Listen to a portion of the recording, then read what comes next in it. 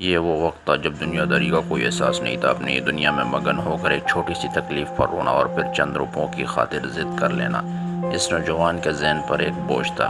وقت گزرنے کے ساتھ ساتھ یہ بات واضح ہوتی گئی کہ میرے دوست کے گھر والے اسے جانتے ہیں، اس کے والد اس کے لیے بہت کچھ لاتے تھے، وہ فخر سے سب کچھ بتاتے ہیں۔ میں نے سوچا کہ میرے ساتھ بھی ایسا ہی ہوگا۔ میں نے عمر بھر اس پل کے انتظار میں گزار دی، نہ جانے وہ دن کب آئے گا۔ میں نے آج تک یہی سیکھا ہے، آپ کے ہونے سے کسی کو کوئی فرق نہیں پڑتا۔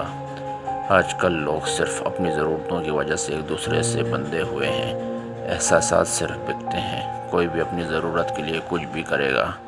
پھر زندگی کی رفتار نے دھیرے دھیرے دنیا والوں کو وقت کے ساتھ ساتھ ایک دوسرے کو اچھی طرح جاننا شروع کر دیا۔ احساس کے جنازے ایسے ہی نہیں اٹھے، بس قاتل بہت تھے۔ بے شک اللہ انسان کو ہر طرح سے مصیبت میں ڈالتا ہے، لیکن نکلنے کا راستہ ایک ہی ہے۔ ہر بے بسی میں اللہ نے اسے اوپر اٹھایا۔ جب ہر کوئی ٹوکر کھاتا ہے تو پھر خود کو سنبھالتا ہے۔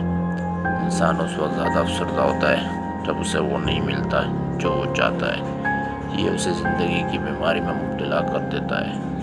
ہم نہیں جانتے کہ ہمارے لیے کیا صحیح ہے، لیکن وہ وقت ضرور آنا چاہیے جب ہم اس سچائی کو تسلیم کر لیں کہ اللہ نے جو کیا وہ صحیح تھا اور جو ہم نے غلط سمجھا۔ در حقیقت زندگی کا وقت انسان کو سیکھنے کے قابل بناتا ہے، اور اس سے بڑا استاد کوئی نہیں ہوتا۔